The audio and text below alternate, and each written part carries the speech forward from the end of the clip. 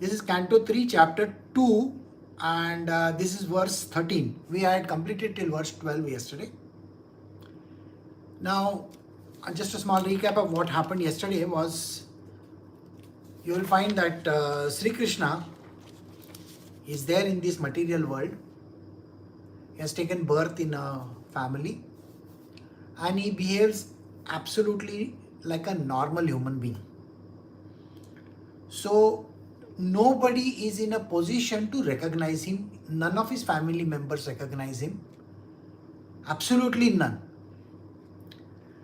And then he creates these pastimes. Pastimes basically means stories of his life.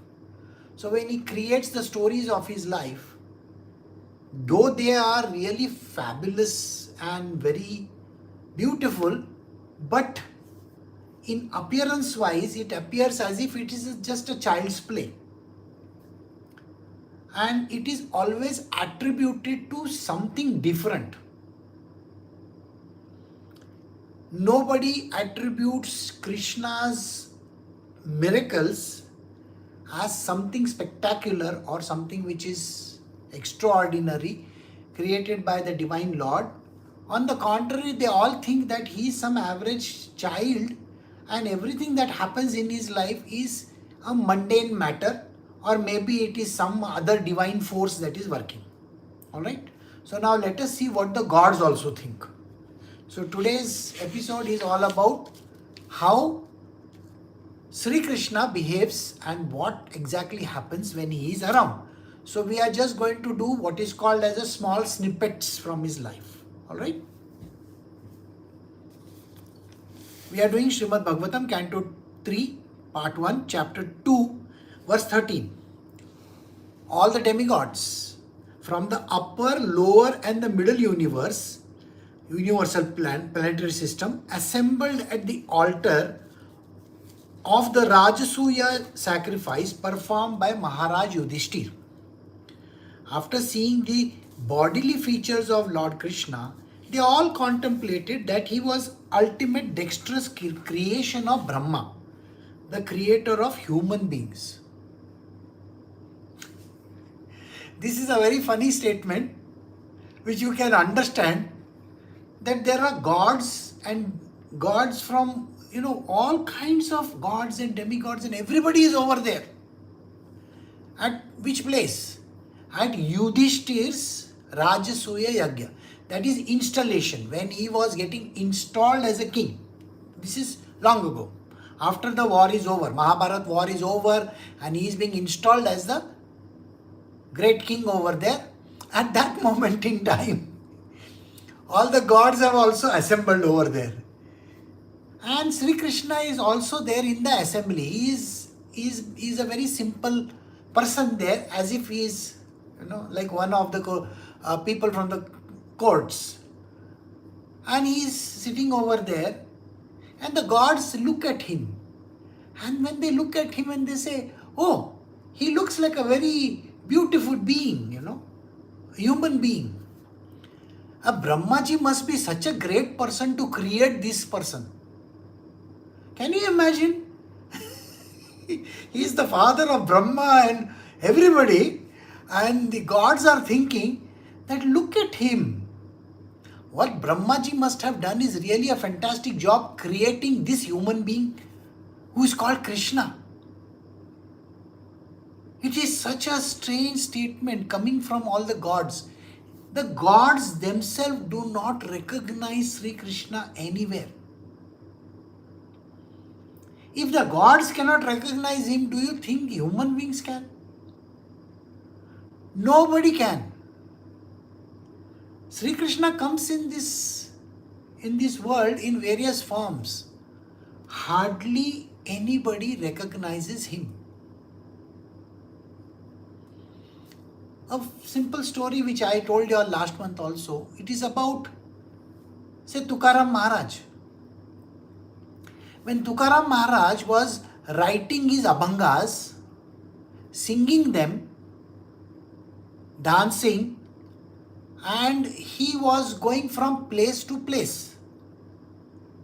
30 years of his life First 10, 12 years, another 10, 12 years, another 10, 12 years, Sri Krishna was there with him constantly as an assistant. He would do all his housework and everything which Tukaram Maharaj said. Do this, do this, do this, do this. He would even get water from the river. Everything, cleaning the temple to everything, Sri Krishna did in his household. In the next 12 years of his life, he was a singer and somebody who gives a chorus. I mean, imagine, Sri Krishna is standing there in the chorus group while Tukaram Maharaj is singing the bhajans and the kirtans and his abhangas which he had written. And here is Sri Krishna as Panduranga. Nobody knew who he was, by the way. And he is singing away to glory and joining in the chorus. And the third time was his companion, going from place to place. He had some 3-4 disciples, in which one of the disciples was Sri Krishna himself. How can anybody understand what Sri Krishna does in this world? It is not so easy. And that is the reason why here in this verse 13, it is said, even the gods from the upper, lower and the middle. Now what is this upper, lower and the middle? I will tell you. The upper heavens are the heavens of all the super gods. Okay? Like Vaikuntha is a heaven. Kailasha is a heaven. Brahmaloka is a heaven. This is of the higher gods. Then there are gods which are from the middle domain. That is, these are slightly better of gods. They are the Indras and all those. So Indra's heaven. And then there are the lower gods also. They also have their heaven. So all these gods from all these regions are standing over there for the Rajasuya Yagya performed by Yudhishthir. And Sri Krishna is sitting over there like an ordinary human being. So everybody looks at him and says, oh, such a beautiful human being. Brahmaji must be really, inspired to create this man. I mean, just imagine this. So verse 14, the damsels of Raja, after pastimes of laughter, humor and exchange of glances, were anguished when Krishna left them. They used to follow him with their eyes, and thus they sat down with stunned intelligence and could not finish their household duties. So now, like I said, we are going to go through his small play with the gopis. Now you will be amazed to know that here is a 6 and an 8-year-old boy playing with the gopis who are anywhere from 6 years to 70 years of age. Can you imagine that? And all these gopis are thinking of him as their husband. I mean, imagine that. He's a young boy. How does a person do that? And once Akrura comes over there and says that you are called over there to Mathura, and he goes along with Akrura, everybody cries as if they have lost their husband. Isn't it very funny? They believe that Sri Krishna, that young boy who is there, has gone away. Except Radharani, of course. She knows that Sri Krishna can never leave Vrindavan and go. The person who went away is one of his potencies. So they sat down with stunned intelligence and could not finish their household duties. So they sat down in stunned silence. They couldn't even go and do work in the kitchen, which basically in olden times the women would handle the kitchen, the getting of the groceries and stuff like that, plus taking care of the children, the cows, the cattle and everything, and doing the farming and all that. All the jobs were women's jobs, and they were unable to do any of those jobs. when Sri Krishna left from there. Sri Krishna, the all-compassionate controller of both spiritual and material creation, is unborn. But when there is a friction between his peaceful devotees and persons who are in the material modes of nature, he takes birth just like fire, accompanied by the Mahat Tattva. Now here, what is Sri Krishna doing? He is the divinity, the spiritual divinity of this entire creation. Please know that he is the super God. He is the master of everything. All the demigods report to him. And yet, when there is a problem in the material world, like say for example, his devotees are affected. The devotees get affected by the materially minded people. How does that work? Now let us say there is a devotee of God and he is in terrible debt. Or he might have done something, he might have borrowed money or something like that, and he is unable to pay. So the material worldly people will go to him and say, I want my money back. At that moment in time, this devotee of God, where can he get the money from? Or when can he give this land from? He doesn't have anything.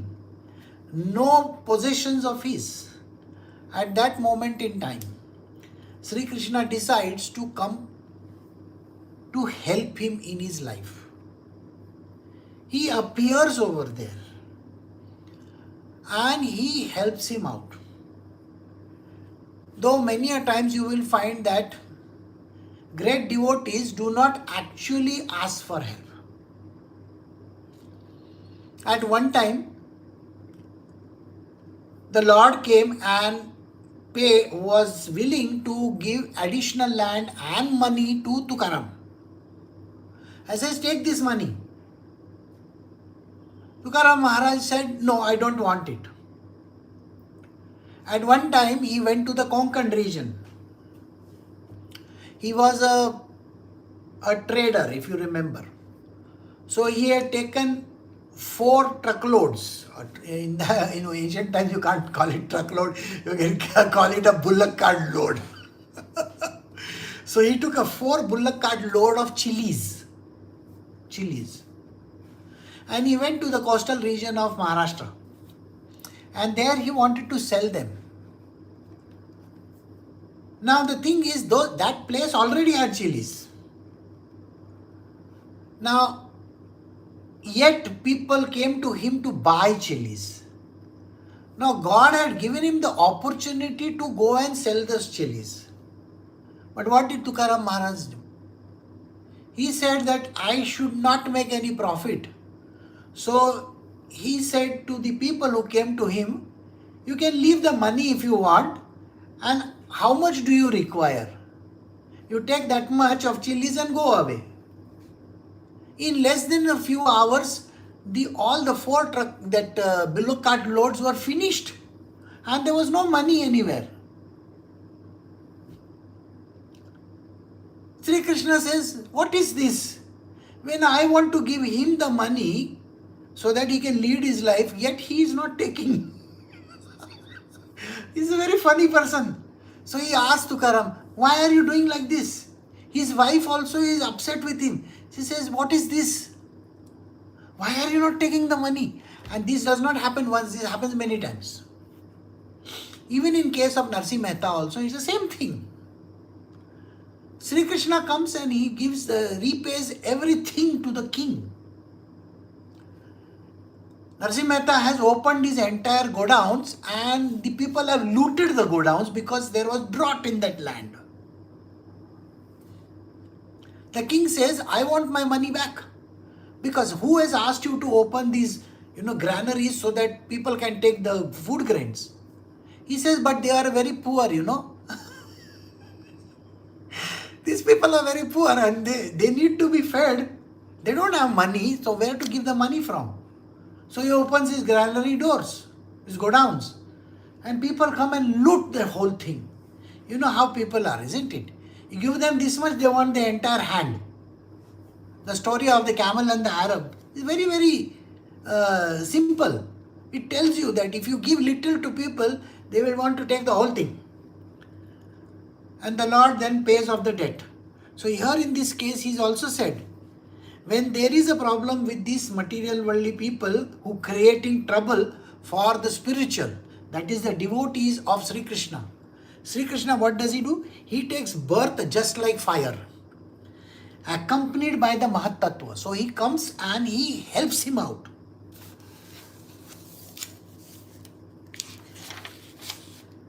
Now we do the next verse, verse 16. When I think of Lord Krishna, how he was born in the prison house of Vasudeva, although he is unborn, how he went away from his father's protection to Vraja and lived there incognito, out of fear of the enemy, and how, although unlimitedly powerful, he fled from Mathura in fear. All these bewildering incidents give me distress. This also is a very funny instances that have been given. Imagine, Sri Krishna is taking birth in a jail. He was born in a prison. Right? And then so that he does not die. I mean, just imagine this. This is a statement which may sound very funny. So that Kamsa doesn't kill him, he gets himself transported to a distant place. Okay? And there he lives in this Vrajabhumi incognito, so that nobody can recognize him. I want you to think, why does the Lord of the universe want to live incognito in some God-forsaken place? It is beyond comprehension, isn't it? And there he does his leelas. And after that, he takes the kingdom, you see. He kills his uncle and all that, and takes over the kingdom of Mathura. And while he is doing that, he doesn't take it himself. He tells his grandfather, now you take it, I am going away. Funny. Then later on, he runs away from Mathura when the enemy is there. I mean, imagine the enemy is who? Shishupal. The Lord has enemies? Doesn't that tell you something very strange over here? Why does he behave like this? This is the question that you should ask yourself. Why does Sri Krishna behave like such an ordinary person? He behaves as if he is afraid. He behaves as if there is no money. He behaves as if there is nothing in this world that can save him. I mean, imagine him behaving like this. So he flees from Mathura to Dwarka. Why? Because his enemy is at the door.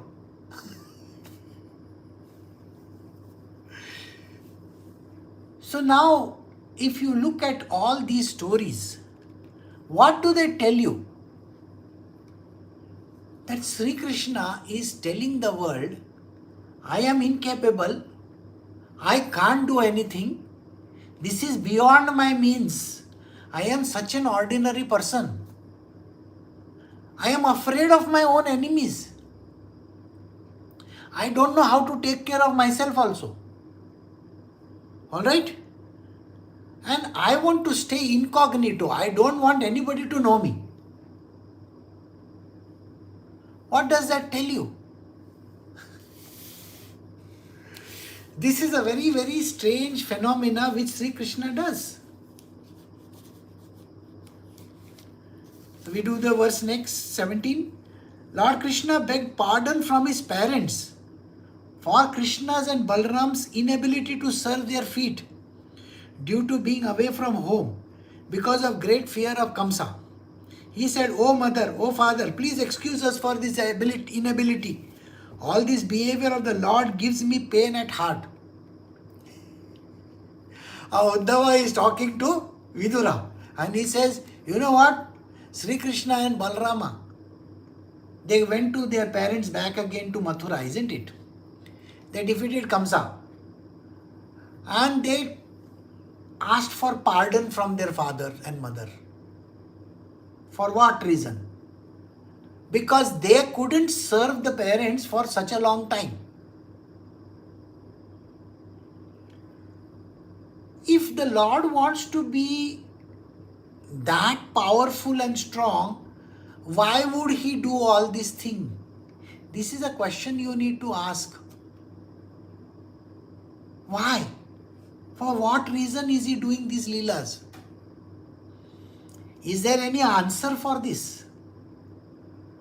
Because you think about it, Sri Krishna is the highest, the best, everything is the perfect in Him, and yet He is behaving so ordinary. And this gives pain to Uddhava, who after smelling the dust of his lotus feet even once, could I ever forget it? Simply by expanding the leaves of his eyebrows, Krishna had given the death blow to those who were blundering the earth. 19. You have personally seen how the king of Chedi, that is Shishupal, achieved success in yoga practice, although he hated Lord Krishna. Even the actual yogis aspire such success with great interest by performing on their various practices. Who can tolerate separation from him? Then, this is a very funny incident that will happen. He gives more power to his enemies. This is again a very strange statement. Shishupala was the king of yoga. Can you imagine? He could perform yogic feats. And it is Sri Krishna who had given him all these powers. And yet, Sri Krishna cowers in front of him and says, no, I can't kill you. Isn't it? So many times. This is a very strange phenomena again. Why was Krishna like this? Why was he afraid of Shishupal? Here is the highest of the glories in the world, and yet he behaves like this. We touch his lotus feet. We take Ashirvad from him. We do everything. Just by looking at his eyes, we feel at home. We are so much in love with him. And yet, here is Sri Krishna behaving like this in front of Shishupal. This is again a strange phenomenon, isn't it? Certainly others who were fighting on the battlefield of Kurukshetra were purified by the onslaught of Arjuna's arrows. And while seeing the lotus-like face of Krishna, so pleasing to the eyes, they achieved the abode of the Lord. Now again another story where he is the charioteer of Arjuna. While he is driving the chariot in the battlefield, Arjuna is killing everybody left, right and center, all the enemy. And the enemy looks at Krishna's face and dies a death. Can you imagine where the enemy must have gone? To Vaikuntha, isn't it? You are looking at the face of Sri Krishna and passing away. Just imagine that. Sri Krishna in his glory is redeeming everybody over there. And yet nobody knows him. No one knows him. Lord Krishna is the Lord of all kinds of threes and is independent supreme by achievement of all kinds of fortune. He is worshipped by the eternal maintainers of the creation who offer him the paraphernalia of worship by touching their millions of helmets at his feet. Therefore, O Vidura, does it not pain us, his servitors, when we remember that he used to stand before King Ugrasena, who was sitting on the royal throne, and used to submit explanation before him, saying, "O my Lord, please let it be known to you." Ugrasena is his grandfather. Imagine, he is standing, Sri Krishna is standing like a plain courtier, and the king is asking him questions. Why was it like this? Why are you spending so much money? You can imagine, in the company people ask you, can you give us the reason why you are spending so much money, where you had gone, what you are doing, all these things people ask, isn't it? And whom do they ask? They ask their downlines. They ask the inferior type of people. Here Sri Krishna is the highest. He is God Almighty and he is behaving like a plain courtier in front of the king, Ugrasena. And there he is saying, my dear Lord, my dear King, can I go over here? Can I do this? Will you sanction me this? Can I buy one new wheel for my chariot? I mean, just imagine talking like this. Can I get some money sanctioned, please? This is a very petty way, isn't it? Why would the king of the universe bow down to an average king below? And that too, that is just a human being. And Sri Krishna over here behaves exactly like a human being who is subservient to everyone. In the previous verse, it was written very clearly that he is the master of all the three kingdoms, the three worlds. The goddess of fortune is his wife. The goddess of fortune is his wife. She can, in a moment, she can create billions or trillions or whatever, zillions. Isn't it? So much of gold, she can do whatever she wants to. And yet he behaves like a pauper. Yet he behaves like a poor man. Yet he behaves like somebody who is serving a great king somewhere. He is worshipped by the eternal maintainers of creation. All the gods worship him. And they offer whatever that is there to this God, Sri Krishna. They offer him.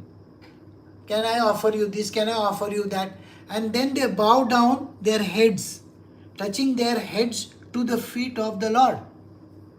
This same Sri Krishna, they touch the feet. And in the material world, he is born like an ordinary person. He is standing in front of Ugrasena and he is behaving as if he doesn't have anything in this world. He is a poor man. He is at the mercy of somebody great. And he touches his helmet to the ground. Alas, how shall I take shelter in one more merciful than he who granted the position of mother to a she-demon, Putana, although she was unfaithful and she prepared deadly poison to be sucked from her breast. The story of Putana is known to all of us. She came and she had poisoned her breast so that the child Krishna can drink it and he can die. And yet, did Krishna not offer himself to Putana so that he can drink the milk and he can release her? But how does it look to an ordinary person? As if that child is deluded and is helpless child. And this demon takes the child to her breast and feeds him. And the poor child can die with the poison that is there. This is the greatness of Sri Krishna. He doesn't allow anybody to think that he is some great person, that he is God Almighty. He behaves so ordinarily. Helpless person in this world, like a helpless creature. I don't know what to do. Everybody takes me for a ride. Everybody treats me badly. I have to bow down to people. I have to do all this work in this world. I am just a charioteer, a driver. Can you imagine that? That is what he says. I am just a driver. I don't know what to do. I have got wives. I have to feed them. I have to take care of the children.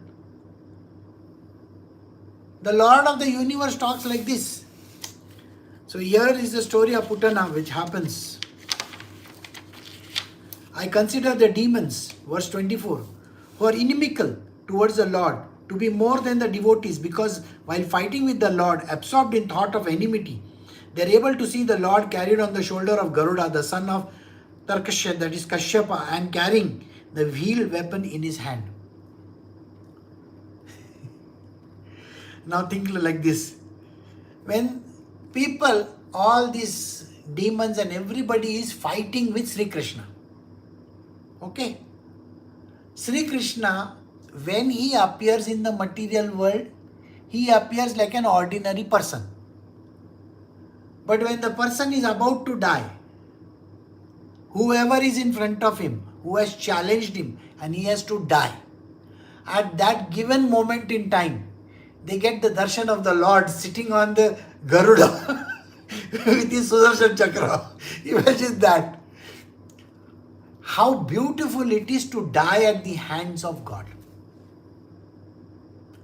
It's really a great thing, They might be the enemies. They might have a lot of enmity towards Krishna. They may be talking utter nonsense about him.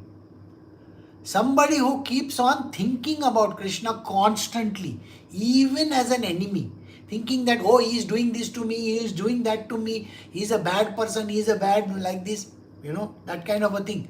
So when your mind is constantly as an enemy also attached towards Krishna, thinking of doing all the bad stuff in the world,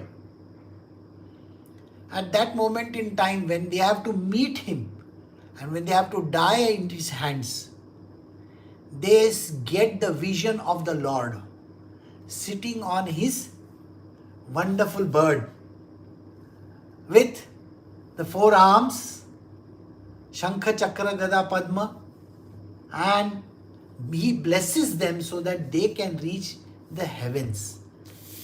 This is the greatness of Sri Krishna. Sri Krishna, being prayed to by Brahma to bring welfare to the earth, was begotten by Vasudeva in the womb of his wife Devaki in the prison of King Bhoja.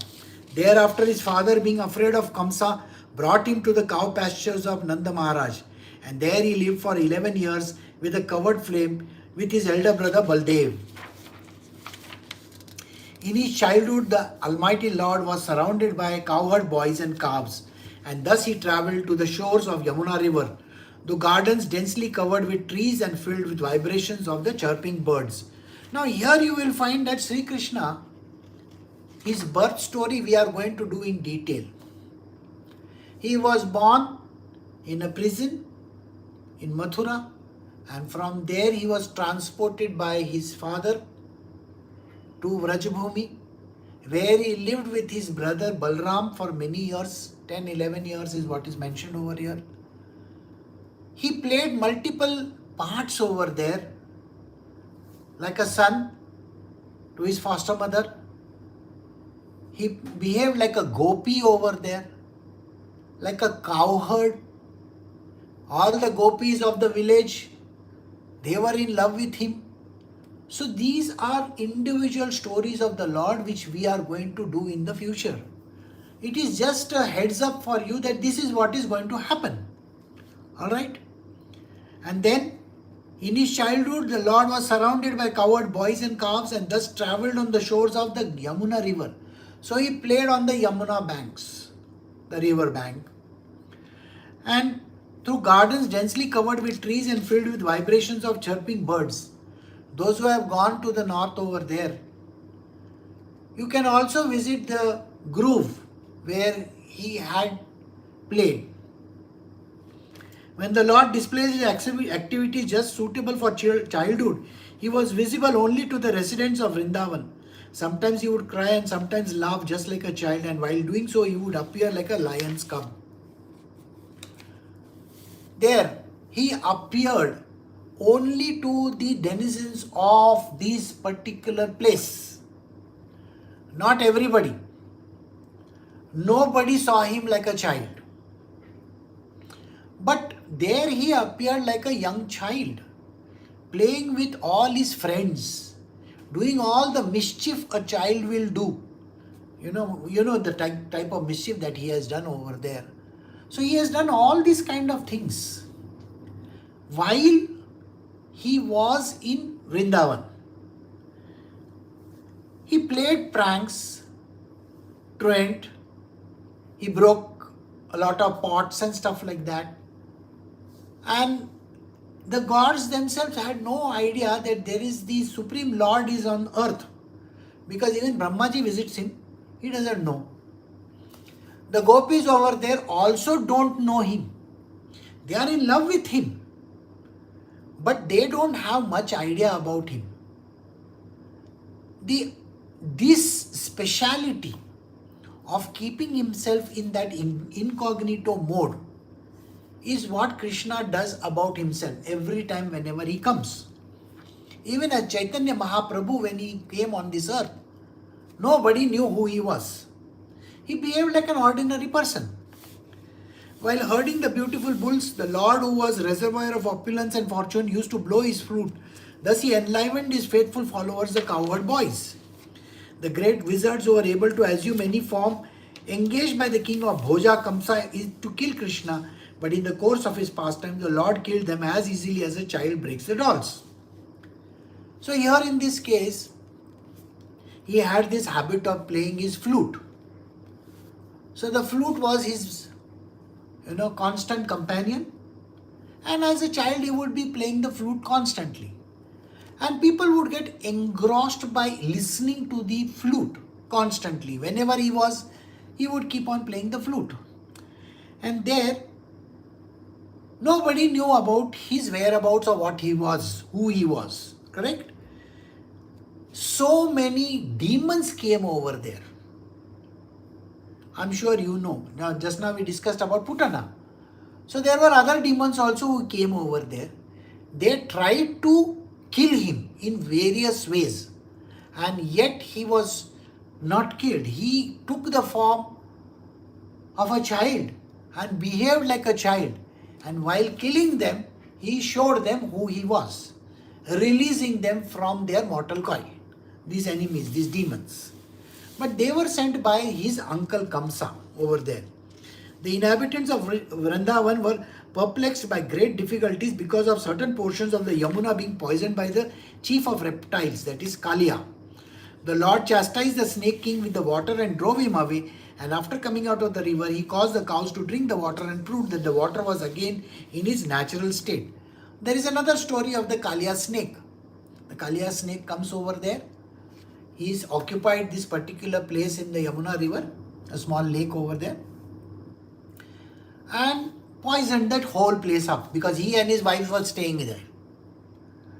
Sri Krishna goes in that and defeats him, and this snake is then transported back to the land where he came from.